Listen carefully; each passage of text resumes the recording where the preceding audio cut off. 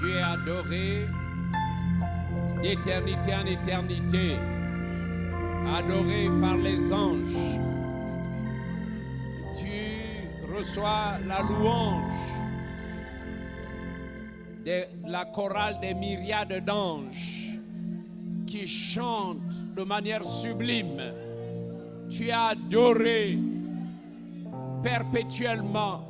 Seigneur, nous associons aux anges qui sont au ciel pour t'adorer. Nous élevons ton saint nom. Tu es le Dieu tout-puissant. Oh, celui qui règne à jamais, celui qui vit à jamais, celui qui dit et la chose s'accomplit, celui qui ouvre et nul ne peut fermer, le Dieu de gloire. Oh, gloire à toi, gloire au Père céleste. Nous te magnifions, nous t'acclamons, nous te célébrons, nous te sommes reconnaissants. Oui, l'Église dit gloire à toi, Père céleste. Merci, ô Dieu vivant. Merci pour ce que tu veux faire au Gabon en ce moment. Merci d'avoir programmé une campagne d'évangélisation pour le salut du plus grand nombre, pour la guérison des malades. Merci Seigneur, tu es au contrôle de tout. Nous te bénissons et nous voulons nous impliquer vraiment dans ce travail afin de doubler nos auditoires. Bénis ton peuple. Merci Père, au nom de Jésus. Amen. Avec ce sauveur bien-aimé, je veux demeurer constamment. Il change l'hiver en été. L'automne est un nouveau printemps. Avec ce sauveur bien-aimé, je veux demeurer constamment. Il change l'hiver en été. L'automne est un nouveau printemps. Son beau nom fait vibrer mon cœur. Sa voix semble l'écho des cieux. C'est bien son regard, sa faveur qui bannit les pleurs de mes yeux. Jésus,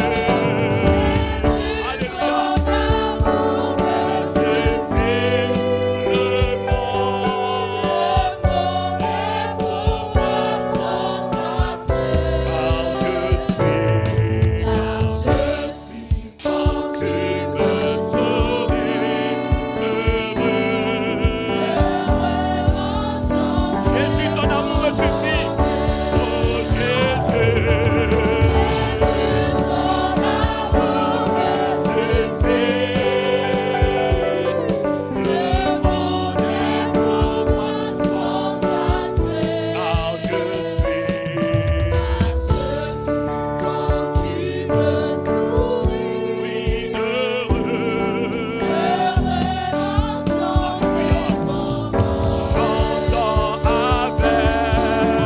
avec ce sauveur bien-aimé. Je veux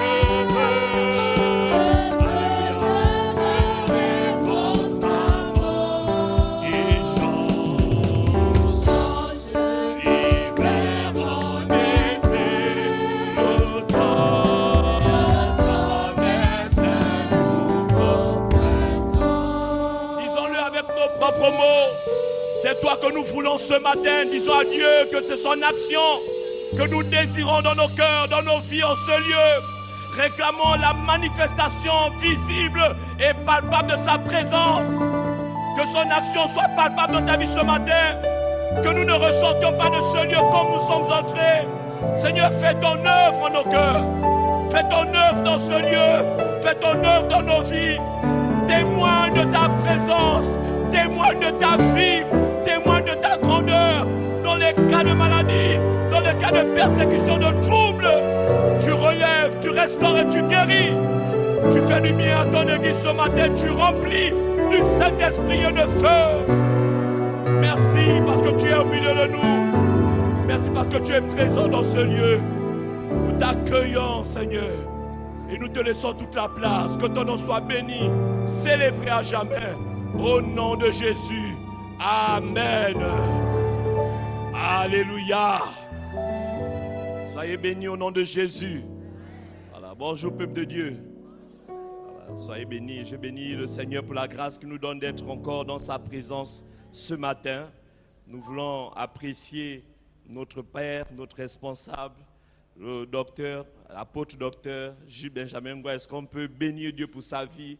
Est-ce qu'on peut acclamer le Seigneur? Alléluia! Alléluia! Vraiment, c'est une grâce pour nous d'avoir de tels hommes comme modèle, comme guide. Bénissons le Seigneur. Nous allons ce matin partager la parole de Dieu sur un thème. Jésus est vivant.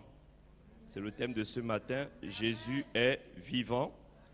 Et nous lisons dans l'évangile de Matthieu, chapitre 28, versets 1er à 7. Matthieu 28, du verset 1er au verset 7. Je lis la parole de Dieu pour nous tous. Après le sabbat, à l'aube du premier jour de la semaine, Marie de Magdala et l'autre Marie allèrent voir le sépulcre. Et voici, il y eut un grand tremblement de terre, car un ange du Seigneur descendit du ciel, vint rouler la pierre et s'assit dessus. Son aspect était comme l'éclair et son vêtement blanc comme la neige. Les gardes tremblèrent de peur et devinrent comme morts. Mais l'ange prit la parole et dit aux femmes, « Pour vous, ne craignez pas, car je sais que vous cherchez Jésus qui a été crucifié. Il n'est point ici, il est ressuscité. » Amen. Il est ressuscité. Comme il l'avait dit, venez, voyez le lieu où il était couché. Et allez promptement dire à ses disciples qu'il est ressuscité des morts. Et voici, il vous précède en Galilée, c'est là que vous le verrez. Voici, je vous l'ai dit. Amen. Amen. Merveilleux texte, la résurrection de Jésus, c'est l'espérance de l'Église. Vraiment, c'est un merveilleux texte. Et la résurrection de Christ est l'un des plus grands miracles. L'un des plus grands miracles, c'est le plus grand miracle de l'histoire de l'humanité. Parce qu'elle vient attester la véracité de tout ce que Jésus a annoncé de son vivant. Il n'y a personne dans l'histoire des hommes qui a prédit sa mort et sa résurrection. Jésus l'a annoncé et il a accompli parfaitement tout ce qu'il avait dit de lui. Il est ressuscité d'entre les morts. Donc elle accomplit parfaitement les promesses de Dieu. Paul dira en 1 Corinthiens 15, verset 14 à verset 19, de 14 à 19, il dit, je paraphrase, « Si Christ n'est pas ressuscité d'entre les morts, notre prédication est vaine et notre foi est vaine. Alors nous sommes les plus malheureux des hommes. Si le Dieu que nous prions était resté dans le tombeau, nous serions les plus malheureux des hommes. Notre rassemblement de ce matin n'aurait aucune valeur. Nous prierons un Dieu mort comme les autres.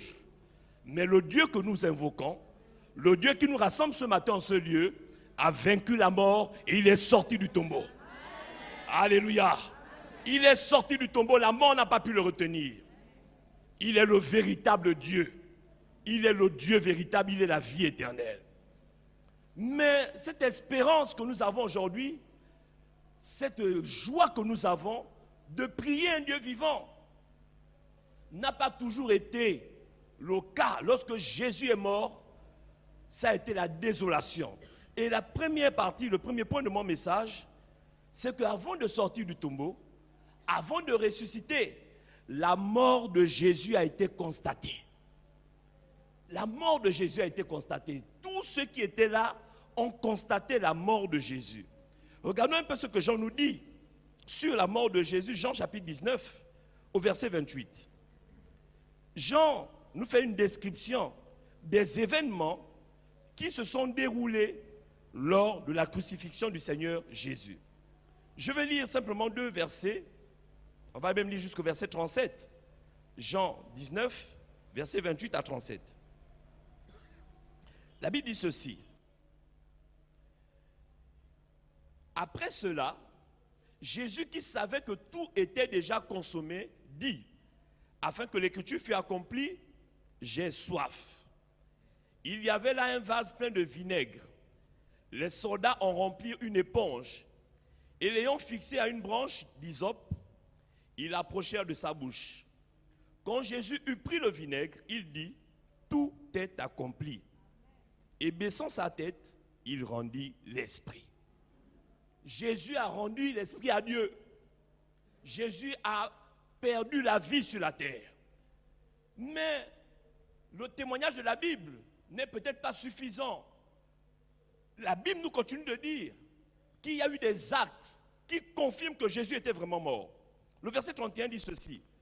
Dans la crainte que les corps ne restassent sur la croix pendant le sabbat, car c'était là la préparation, et ce jour de sabbat était un grand jour, les Juifs demandèrent à Pilate qu'on remplît les jambes aux crucifiés et qu'on les enleva. Pourquoi? Parce que lorsqu'on clouait quelqu'un à la croix, sa mort n'était pas forcément immédiate. Tout dépendait de la robustesse de celui qui était sur la croix. Et il y avait des personnes qui pouvaient durer là sur la croix. Donc pour précipiter la mort des crucifiés, on allait jusqu'à rompre leurs os. On allait jusqu'à rompre leur corps. Mais la Bible dit au verset 32, les soldats vinrent donc, et ils rompirent les jambes au premier, puis à l'autre qui avait été crucifié avec lui. Verset 33, s'étant approché de Jésus, et le voyant déjà mort, ils ne lui rompirent pas les jambes. Les soldats romains ont constaté la mort de Jésus. Sa mort a été constatée. Ils ont vu, à la différence peut-être des 2 autres brigands, Jésus avait déjà rendu l'esprit. Verset 32, 35. Celui qui l'a vu en a rendu témoignage. Et son témoignage est vrai. Il sait qu'il dit vrai afin que vous croyiez aussi. Ces choses sont arrivées afin que l'écriture fût accomplie. Aucun de ces os ne sera brisé. Et ailleurs, l'écriture dit encore, ils verront celui qu'ils ont percé. La Bible nous dit que Jésus a été percé. Ils verront celui qu'ils ont percé. Et quand nous regardons ce que Matthieu nous dit, Matthieu 27, du verset 57 au verset 66, Matthieu décrit et il pousse en disant, un des soldats romains va prendre sa lance et il va percer le côté de Jésus. Et de l'eau et du sang jaillira. Et ils vont constater que Jésus était réellement mort. La mort de Jésus n'est pas une fable. Jésus a véritablement donné sa vie. Jésus est véritablement mort. Il a rendu l'esprit au Père. Jésus a perdu la vie sur la terre. Pourquoi j'insiste sur le fait que nous devions d'abord ensemble comprendre que la mort de Jésus a été constatée? Parce que le constat de la mort de Jésus a été un jour de malheur pour l'Église. A été un jour de grand malheur pour ses apôtres. Jésus, le prince de la vie, a perdu la vie. Quel paradoxe. Le prince de la vie, celui qui était l'espérance des apôtres, qui était l'espoir de Jérusalem et de tous ceux qui marchaient avec lui, a perdu la vie. Quelle désolation! Ça voudrait dire que tout ce que cet homme nous a annoncé est faux. Il n'est pas la vie. Et on peut comprendre pourquoi notre père dans la foi, Papa Pierre, va même abandonner le ministère pour aller pêcher des poissons. Parce que ce Jésus que nous avons suivi pendant des années, oh, comme les disciples de Maïs vont le dire, nous espérions que c'est lui qui délivrerait Jérusalem. On avait fondé notre espoir sur lui. Mais voici aujourd'hui, j'ai déjà 3 jours qu'il est mort. Et il n'est toujours pas revenu à la vie. L'espoir des disciples était éteint. Le Dieu de notre espérance a perdu la vie. Notre Sauveur est mort. En qui allons-nous encore espérer? la bonté incarnée, celui qui ressuscitait les morts, celui qui guérissait les paralytiques, celui qui a consolé les veuves, celui-là qui pardonnait à la femme surprise en flagrant délit d'adultère et qui disait « Va, je ne te condamne pas non plus », a perdu la vie. Qui sera encore notre sauveur? La mort de Jésus était un jour de désolation. Mais dans notre ère, nous prions un Dieu qui n'est pas resté dans le tombeau. Alléluia. Il n'est pas resté dans le tombeau. Mais pour eux, celui qui a dit « Je m'appelle, je suis », ou « Je suis » exprime la constance de sa vie. Il n'a pas de commencement, il n'a pas de fin. Il a dit « Je m'appelle, je suis le pain de vie ». Mais il a perdu la vie. Les disciples étaient dans la désolation. Et quand je lisais un peu le texte de Matthieu, je m'imaginais un peu la scène, comment ils étaient là enfermés dans la maison. Lorsque Jésus va revenir à la vie, je me disais, ah, là il ressemble un peu à mes beaux-parents là-bas, mes beaux-parents pour nous là, quand quelqu'un est mort. Quand quelqu'un est mort, il a de la fermer dans la maison, des spécialistes des pleurs. C'était moi, les disciples étaient en train de se jeter par terre. Oh, il nous a déçus. Le prince de la vie nous a déçus. Comme des bons pleureuses de Chibanga. Mais Jésus n'a pas laissé ses disciples pleurer plus de 3 jours. Alléluia. Christ est ressuscité. C'est le deuxième point de mon message. Christ est ressuscité. Et Matthieu, le texte que nous avons lu, nous décrit la résurrection de Jésus. Il nous dit que l'ange est venu rouler la pierre. L'ange de l'Éternel a roulé la pierre. Et cette pierre était le symbole de l'impossibilité que la mort représente face à la vie. Aucun homme n'a la capacité de se redonner la vie. Mais Dieu a vaincu la mort. Alléluia. Celui que la mort ne pouvait point retenir, comme l'a prophétisé David. Oh, il ne permettra pas que son sein voie la corruption. Le sein de Dieu n'a pas vu la corruption. Ses os n'ont pas été brisés. Les asticots n'ont pas dévoré sa chair. Il a vaincu la mort, en dépit de ce que la mort a pu faire sur toutes les générations avant lui. Et les générations après lui, elle n'a pas pu vaincre le prince de la vie. Et c'est le prince de la vie qui est la raison de notre foi, la raison de notre espérance. Il s'appelle Jésus de Nazareth. J'avais un prof à l'université.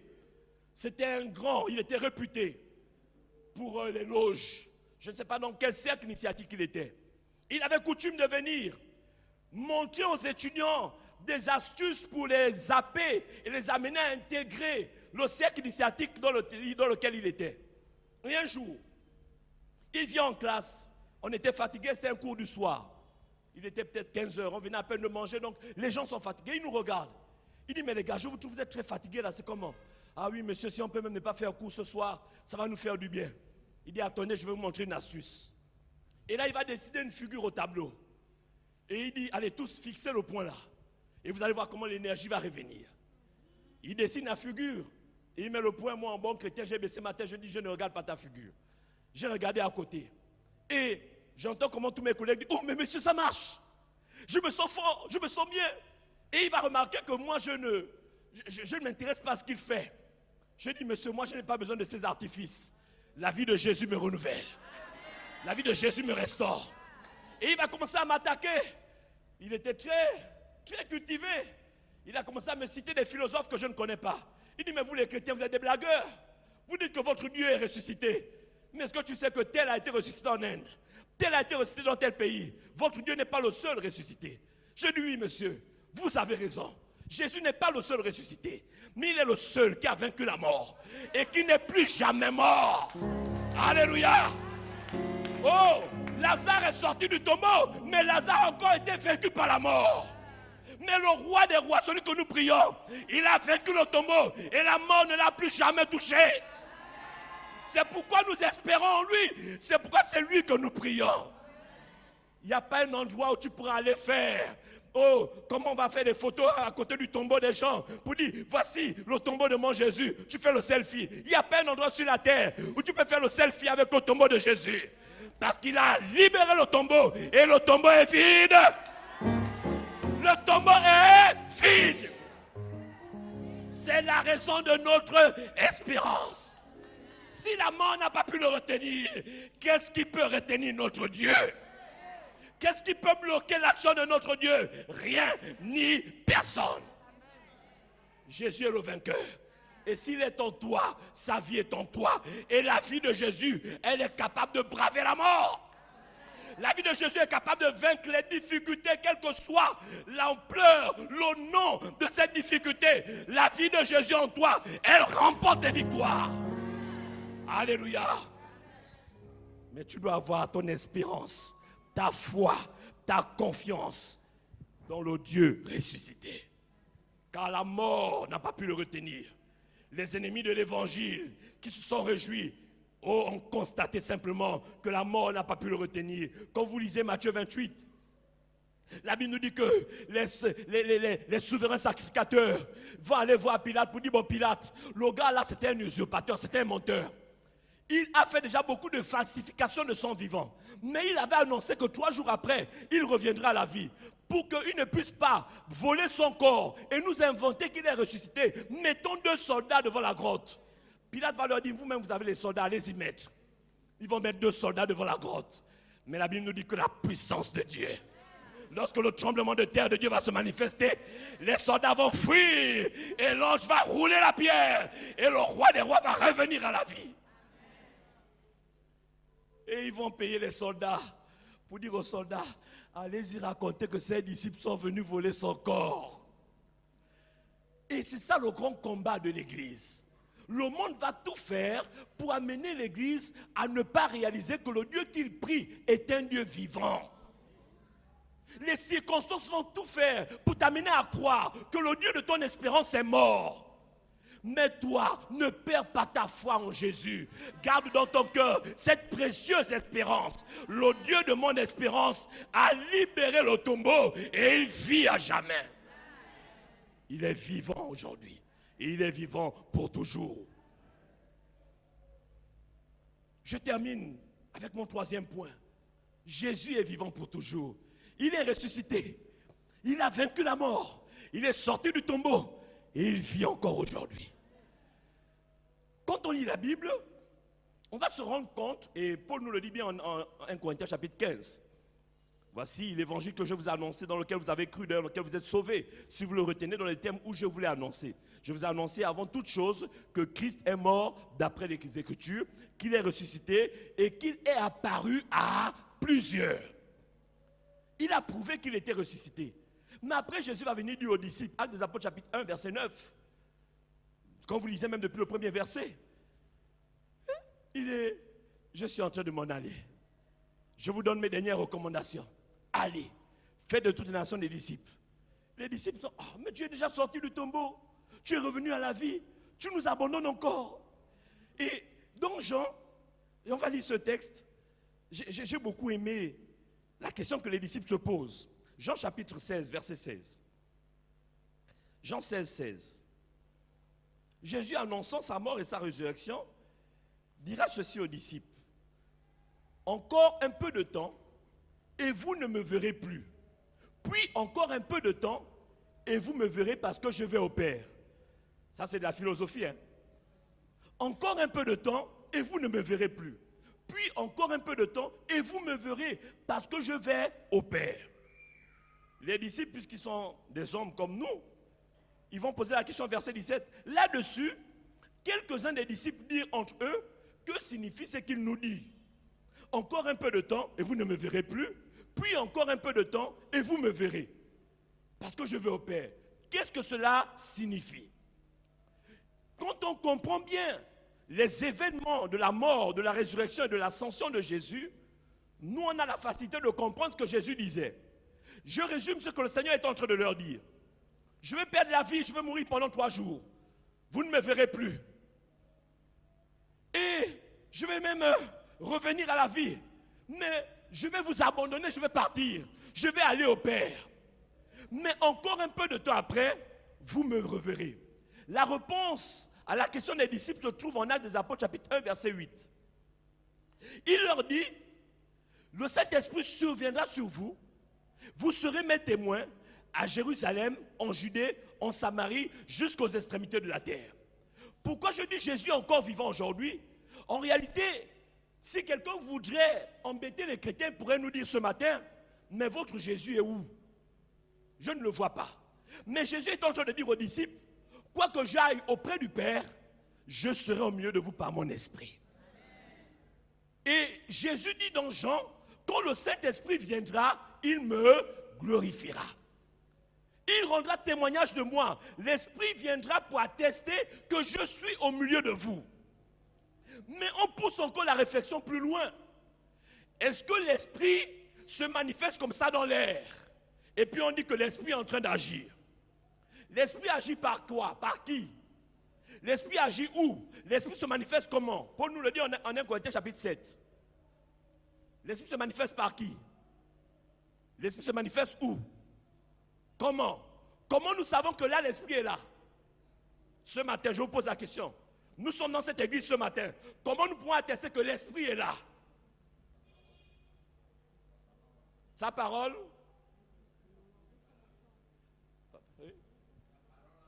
Sa parole en nous? Le témoignage? Paul dit 1 Corinthiens chapitre 7, à partir du verset 4. Or, à chacun, la manifestation de l'Esprit est donnée pour l'utilité de tous. Ça veut dire quoi? Que lorsque l'Esprit se manifeste où? En chacun. Lorsque l'Esprit se manifeste en chacun, tous reconnaissent que Dieu est là. Tous voient que Dieu est présent au milieu de nous. S'il n'y a pas de parole de connaissance, s'il n'y a pas de miracle, s'il n'y a pas de guérison de malades, s'il n'y a pas une parole, quand je prêche là, pendant que je prêche ce matin, s'il n'y a pas une parole qui touche ton cœur et qui dévoile tes pensées, pour que tu dises, lui là, il ne m'a jamais parlé, on n'a jamais parlé ensemble. Comment il a su ça? Tu ne seras pas conscient que l'Esprit est en ce lieu. Je me rappelle qu'un militaire a failli s'en prendre à un collègue, à lui, parce que son frère l'a amené à l'église. Et ce dimanche-là, la veille, le samedi, il voit le frère pour dire, voici les bagarres que j'ai avec ma femme. Il explique tout au frère. Et le dimanche, je prêche l'évangile. Je libère des choses qui sont conformes à ce que le collègue lui a dit hier. Et le collègue était à l'église avec son épouse. À la fin du culte, il a failli le poigner pour dire que moi, je n'aime pas ça. Je t'ai parlé de ma vie, tu n'avais pas dit ça au pasteur. Le collègue lui dit, je te dis depuis hier, je n'ai même pas rencontré le pasteur. C'est l'Esprit qui vient pour attester que je suis en ce lieu. Il dévoile nos pensées cachées. Quelqu'un est malade, il le guérit. Une prophétie sort et la prophétie vient t'encourager dans un temps de faiblesse. Nous tous ensemble, nous disons, Dieu est en ce lieu. Je veux dire quoi ce matin? Jésus est vivant aujourd'hui par son esprit en œuvre, en mouvement et en action par l'Église. C'est l'Église remplie de l'Esprit de Dieu qui témoigne du fait que Jésus est vivant aujourd'hui. S'il n'y a pas d'Église sur la terre, et on le voit dans l'Apocalypse, l'Esprit n'a plus rien à faire sur la terre. L'Esprit est là à cause de l'Église. Et l'Esprit vient utiliser l'Église, équiper l'Église, onctionner l'Église pour que les hommes reconnaissent que le Jésus qui est mort et ressuscité est encore vivant aujourd'hui. Quand tu parles de Jésus à quelqu'un, tu lui imposes les mains et il est guéri. Il dit que ton Jésus est vivant. Quand tu parles à quelqu'un qui a un problème avec son épouse, alors que tu es un enfant qui n'a pas appris, qui n'est même pas marié, mais tu donnes des conseils de sagesse dans le foyer, il dit cette petite fille-là, comment elle a conduit ça? C'est forcément Jésus qui agit en elle. Jésus témoigne de sa vie par l'Église. Je suis donc en train de conclure. Si Jésus témoigne de sa vie par l'Église, est-ce que nous comprenons quelle est notre responsabilité? Est-ce que nous la comprenons? Dans ces temps qui sont les derniers, Jésus témoigne qu'il est vivant par ta vie, par ma vie. Donc j'ai la responsabilité d'être un enfant de Dieu rempli du Saint-Esprit pour témoigner avec onction, témoigner avec puissance que le Dieu que nous prions est un Dieu vivant. C'est ma responsabilité. Si l'onction de Dieu n'est pas en moi, les hommes diront que notre Dieu est dans le tombeau. Vous n'avez jamais entendu ça? Vous ne vivez pas ça dans vos familles. Parce qu'à un moment donné, celui qui est censé témoigner de Jésus est silencieux. La vie de Dieu n'est plus manifeste en toi. La vie de Dieu n'est plus visible en toi. Mais Dieu ce matin veut te remplir, veut t'équiper pour que sa vie soit désormais visible dans ta vie. Que dans ta famille, on sache que le Dieu que tu pries est un Dieu vivant. Il y a quelqu'un qui a déjà traité de sorcier dans sa famille ici. Hein? Quelqu'un a déjà vécu ça. Mais vous savez, le Dieu que nous prions est un Dieu puissant. Je disais à quelqu'un une fois, le Dieu que nous prions nous crée parfois des problèmes. Tes adversaires viennent pour t'attaquer. Toi, tu es là, tu dors. Tu ne sais pas ce qui se passe. Mais quand il vient t'attaquer, il te voit, tu es là avec des épées, des armes, et tu le renverses. Toi, tu n'es même pas conscient. Et après la journée, comme il croit que tu l'as vu, pour qu'il dise le premier que c'est toi le sorcier, il part raconter à tout le monde dans ta famille, c'est un sorcier, c'est une sorcière, pour que toi, tu ne parles pas avant. Vous n'avez pas encore remarqué ça? Mais le Dieu que tu pries finit toujours par témoigner de ce qui est blanc et de ce qui est noir. La Bible dit qu'on reconnaît un arbre à son fruit. Si la vie de Dieu est en toi, le fruit de Dieu témoignera de toi que tu n'es pas un sorcier, tu n'es pas une sorcière. Et toute ta famille saura que donc la sorcellerie venait de toi qui avait témoigné le premier. C'est pour ça qu'il faut faire attention à ceux qui courent tout pour venir donner des témoignages contre les autres. En général, celui qui vient parler le premier a tort. En général, il veut courir pour tuer l'image de l'autre, de telle sorte que quand l'autre viendra, hein? J'espère qu'il n'y a pas de gens qui viennent critiquer les autres chez Papa Jude ici. Hein? Pour que Papa Jude voit l'autre noir. Papa Jude, il est comme ça. Il est comme ça. Ces œuvres-là, ce sont les œuvres des ténèbres. Il faut arrêter les hommes de Dieu. Ceux qui ont la vie de Jésus en eux. Ils témoignent de la vie de Jésus par l'onction du Saint-Esprit. La parole de vérité est dans ta bouche. La parole de vie est dans ta bouche. Et tu n'es pas là dans la calomnie, dans les jugements, dans le mensonge. Parce que la bouche que Dieu t'a donnée doit libérer des paroles de vie. Alléluia. Jésus nous dit, nous serons ses témoins. J'ai regardé en grec le terme témoin. Le mot grec c'est martous. Martous qui vient de martyr. Nous serons tes témoins. Un témoin, donc un martyr. Personne ou objet ou fait qui garantit la vérité d'un événement, d'une parole ou d'une action. Nous serons les personnes, l'Église est ceux qui sont censés garantir la vérité de la résurrection de Jésus. Par le Saint-Esprit, nous sommes impliqués, nous avons une grande responsabilité. Dans un sens purement objectif, les disciples de Jésus furent les témoins de Christ parce qu'ils avaient vu, entendu, les premiers témoins assister. Ils ont été là, ils ont vu que Jésus était ressuscité. Mais toi et moi, nous n'étions pas là. Nous ne devons donc pas rendre un témoignage qui soit un témoignage oculaire, mais notre témoignage, et c'est un témoignage qui sera attesté par la puissance du Saint-Esprit. Paul dit qu'à moi aussi il s'est révélé comme aux autres, et je témoigne de lui depuis qu'il s'est révélé à moi. Et je prie que toi également tu fasses de même. Je bénis Dieu parce que la tâche qui est la nôtre est plus simple que la tâche de ceux qui nous ont précédés. Quand vous regardez les héros de la foi, ils ont témoigné de la vie de Dieu, que leur Dieu était vivant en Israël, souvent par des épreuves, par des difficultés. Dieu nous donnera toujours des opportunités pour témoigner de sa vie. Mais en général, ces opportunités ne vont pas ressembler à ce que nous attendons. Dieu ne te donnera pas de témoigner qu'il est vivant seulement parce qu'il va te donner une promotion. Mais parfois, tu vas témoigner de la vie de Jésus par une épreuve, par ta capacité à tenir. J'ai le souvenir de cette maman de Calicac, que nous étions allés rendre visite à l'hôpital, alors qu'on venait de lui amputer le pied. On était là tout triste. Oh, celle qui se relève, qui dit les hommes de Dieu, vous aussi. On a un Dieu vivant. Comment vous allez avoir mal au cœur parce qu'on m'a coupé le pied? J'ai la vie et je peux encore témoigner de Jésus. J'ai dit, waouh. J'avais honte, j'ai dit, Seigneur, quelle foi. Alors qu'on vient de l'amputer, celle qui encourage les serviteurs de Dieu qui sont là. Je prie que l'épreuve ne t'arrête pas, mais que l'épreuve soit l'occasion de témoigner de la vie de Jésus. Alléluia. Que l'épreuve ne te freine pas. La difficulté est l'occasion. Quand vous lisez les héros de la foi, vous allez vous rendre compte que dans la majorité des cas, Dieu a prouvé sa vie en eux par des épreuves, par des difficultés. Hébreux 11, lisez. J'aime ce que la Bible dit de Moïse. Moïse refusa d'être appelé fils de la fille de Pharaon. Aimons mieux être maltraité avec le peuple de Dieu que de jouir pour un temps du péché. Et est-ce qu'il y a un jeune dans ce lieu qui peut accepter de refuser d'être appelé fils de la fille de Pharaon? Qui peut refuser les honneurs? Qui peut refuser les privilèges? J'ai eu la grâce ces derniers temps, au niveau de mon annexe, là où je suis. Dieu nous a fait la grâce. Il y a quelques hommes élevés en dignité qui sont entrés à l'église. Des gens vraiment qui ont occupé de grandes fonctions. Et je discutais avec un pasteur, il dit, pasteur, je me pose un peu la question, pourquoi les personnes qui ont eu des privilèges, beaucoup viennent à l'église que quand ils sont déjà retraités.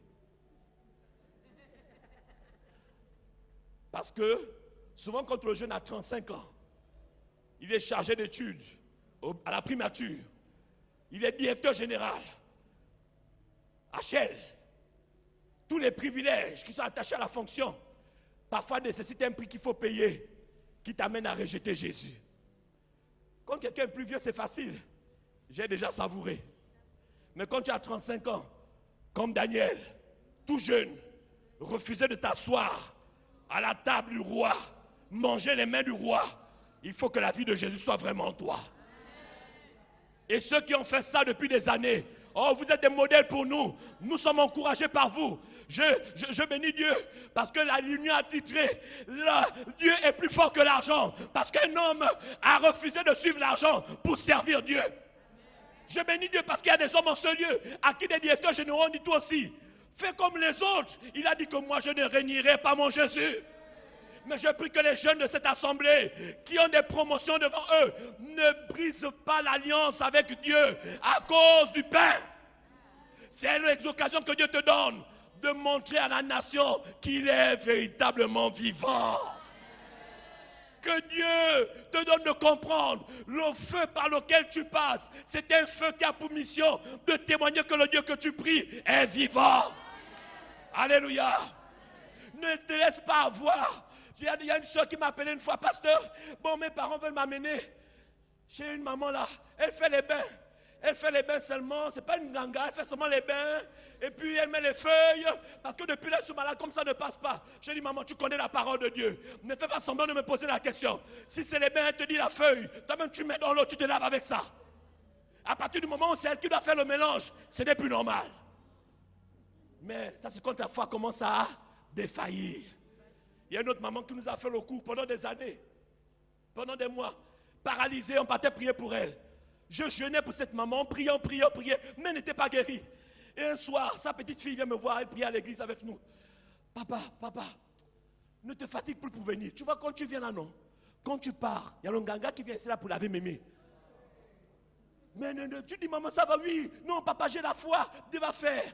Et quelques temps après, même pas une semaine, elle a perdu la vie, elle est partie. Dieu nous donne des occasions pour témoigner qu'il est vivant. Que dans ton état de santé, que dans ton administration, que dans ta salle de classe, tu témoignes que Jésus est vivant.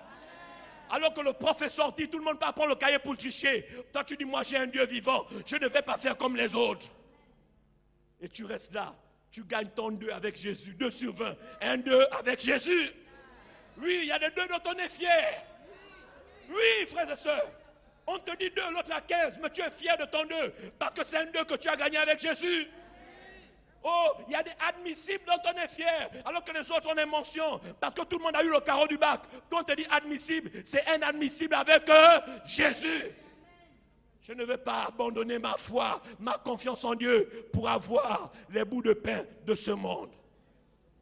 Que Dieu nous bénisse ce matin. Que Dieu nous aide ce matin. Je voudrais parler aux jeunes de la génération MM33.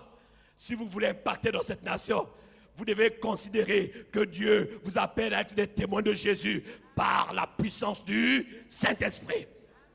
Je voudrais parler à quelqu'un du 3e âge. Si tu veux être un témoin dans ta famille, tes enfants, tes petits-enfants qui n'ont pas encore accepté Jésus, Dieu t'appelle à témoigner de lui par la puissance du Saint-Esprit. Quand Jésus est en toi, sa vie se manifeste et les hommes qui ne croient pas en lui réalisent que ce en quoi tu crois est vrai.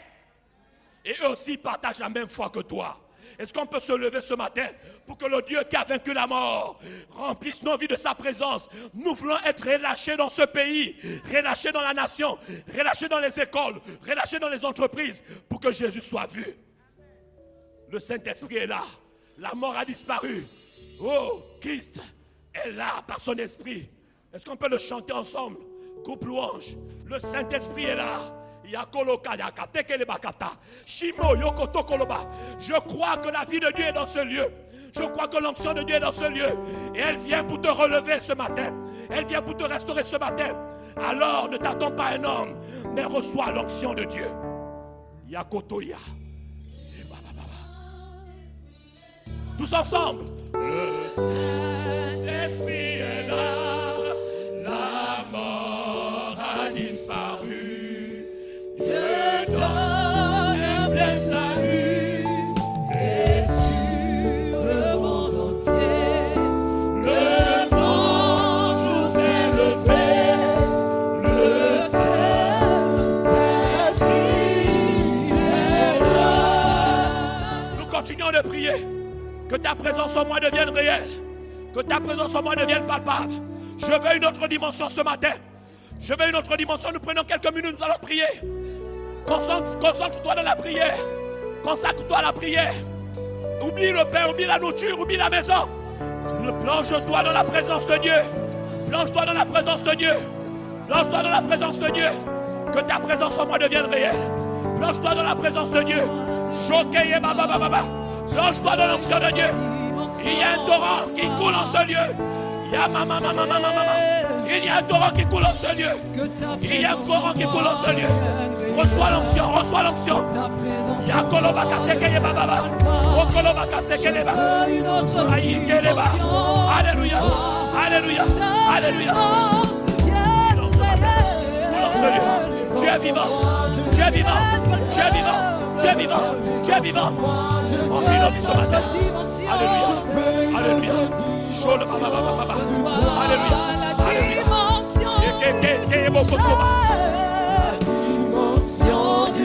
La dimension de gloire. Au nom de Jésus. Au nom de Jésus. Au nom de Jésus. Au nom de Jésus. Au nom de Jésus. Au nom de Jésus. Reçois le pain ce matin. Maintenant dans ta vie.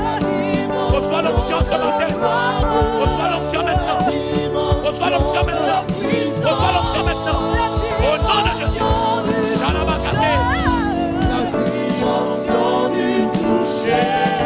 La dimension de gloire. La dimension de puissance. La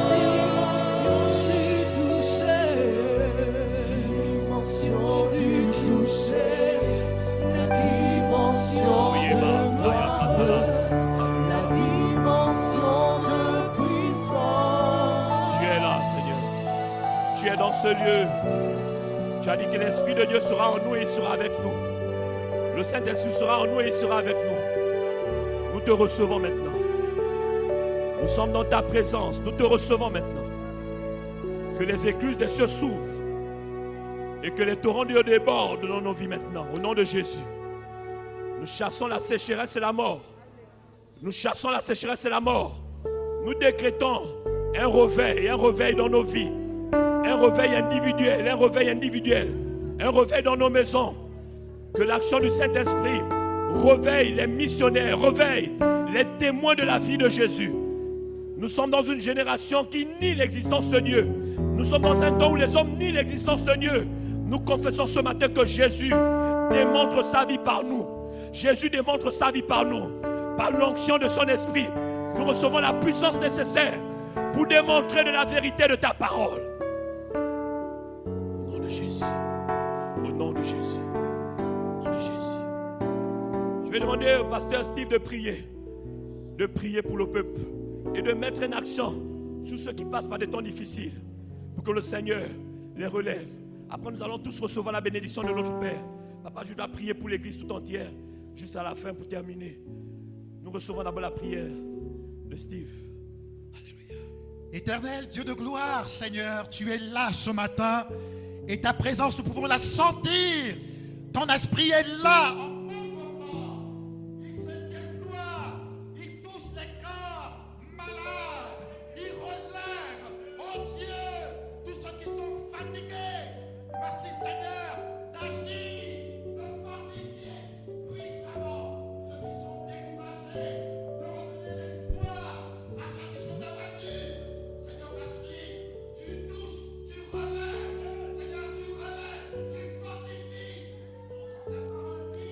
Oh, tu veux que notre homme intérieur soit puissamment fortifié. Seigneur, touche tes serviteurs, tes servantes ce matin, la jeunesse, tes serviteurs, la chorale, les anciens, les DP, Seigneur, merci de nous toucher. Ce matin, Seigneur, nous avons besoin d'être renouvelés, d'être vivifiés pour témoigner de toi. Seigneur, tu es vivant et nous voulons ta vie. Car ce matin, au sortir de ces moments, Seigneur, tu nous fasses du bien. Tu nous fasses du bien et que nous puissions encore témoigner de toi. Témoigner de toi dans nos maisons, dans nos ministères, dans les établissements, les universités. Seigneur, merci d'agir, de te déployer. À toi la gloire, Seigneur. Au nom de Jésus-Christ, amen. Le Saint-Esprit est là. Le Saint-Esprit est là. La mort a disparu. Dieu donne un plein salut. Et sur le monde entier, le grand jour s'est levé.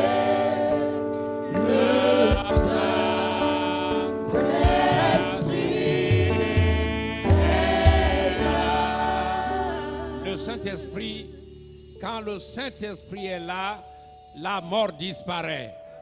Oh, Dieu donne un plein salut. Merci Seigneur. Nous venons d'entendre que Jésus-Christ est vivant.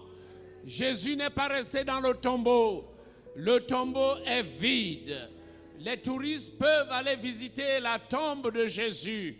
Elle est vide. Oui, les grands, il y en a qui sont dans des panthéons. D'autres sont toujours dans leur tombe. Mais Jésus, lui, est ressuscité d'entre les morts. Il est monté au ciel et s'est assis à la droite de Dieu le Père. Oh, là, étant assis à la droite de Dieu le Père, il est le médiateur entre Dieu et les hommes.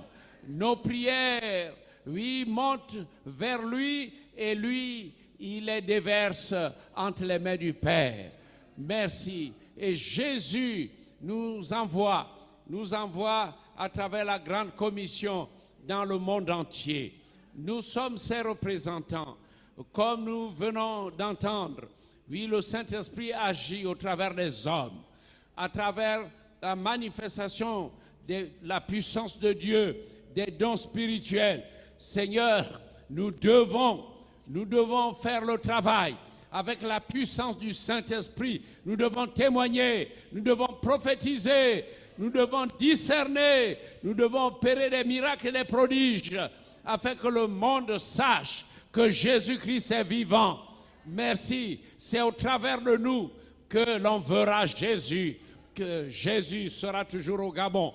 Merci Seigneur pour ce message. Merci pour l'encouragement que tu donnes aux uns aux autres. Je prie pour cette assemblée. Je prie pour ton peuple afin que nous soyons un peuple missionnaire, un peuple qui va se mobiliser pour la campagne d'évangélisation, un peuple qui va travailler dans tous les domaines. Merci Père Céleste, au nom de Jésus. Amen.